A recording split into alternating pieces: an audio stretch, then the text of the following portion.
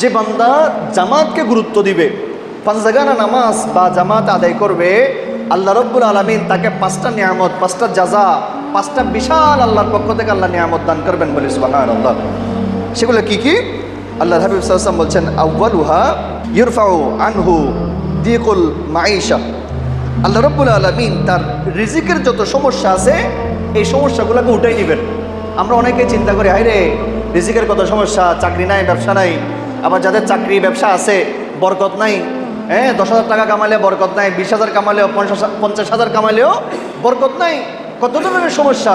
আল্লাহ হাবিব সাল্লাল্লাহু আলাইহি ওয়াসাল্লাম বলছেন, সর্বপ্রথম কেউ যদি বাজামাতে নামাজ আদায় করে আল্লাহ রাব্বুল আলামিন তার রিজিককে সহি সালামত করে দিবেন, তার রিজিকের মধ্যে বরকত দান করবেন বলে সুবহানাল্লাহ।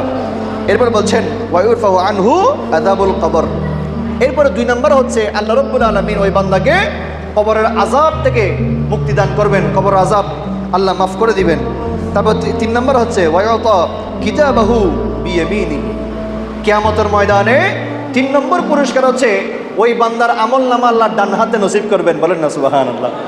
দেখেন কিয়ামতের ময়দানে প্রত্যেকটা বান্দা বাম হাত পিছনে লুকায় রাখবে। আমি আপনি সবাই বাম হাত পিছনে লুকায় রাখবে, ডান হাত সামনে রাখবে, যেন গিয়া দেওয়ার আমলনামা দেওয়ার সময় যেন ডান হাতে নিতে পারে। কিন্তু যারা গুনাহগার বেদিন তাদেরকে ফেরেশতারা পেছনে এসে বাম হাতে আমলনামা দিবে, এবং যারা দিনদার ইমানদার তাদেরকে আল্লাহ ডান হাতে আমলনামা দান করবেন বলে সুবহানাল্লাহ। তাহলে যারা জামাতে নামাজ আদায় করবে 3 নম্বর হচ্ছে আল্লাহ আমলনামা ডান হাতে দান করবেন। এরপর বলছেন ওয়ায়ামুরু আলা সিরাতি কাল বারকিল খাতিফ। এরপর 4 নম্বর হচ্ছে আল্লাহ রাব্বুল আলামিন যে পুলসিরাত আছে এই পুলসিরাতকে চোখের পলকে আল্লাহ পার করে দিবেন, বলেন না সুবহানাল্লাহ। তারপরে 5 নম্বর হচ্ছে ওয়ায়াদখুলুল জান্নাতা বিগাইরি হিসাব।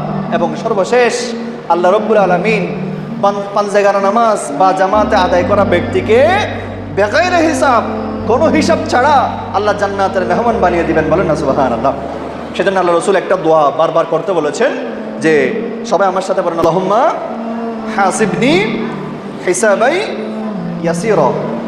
এটা বেশি বেশি করবেন। আল্লাহরে আরবি না পারলে বাংলায় বলবেন, আল্লাহ আমার হিসাবকে সহজ করে দাও, আমার হিসাবকে সহজ করে দাও। কারণ আল্লাহর হাবিব সাল্লাল্লাহু আলাইহি ওয়াসাল্লাম বলছেন যে কিয়ামতের ময়দানে আল্লাহ যার আমলনামা নিবেন, নেওয়ার পরে ছেড়ে দিবেন, ওই বান্দার কোনো টেনশন নাই, মাফ, যাই হোক চলে যাবে।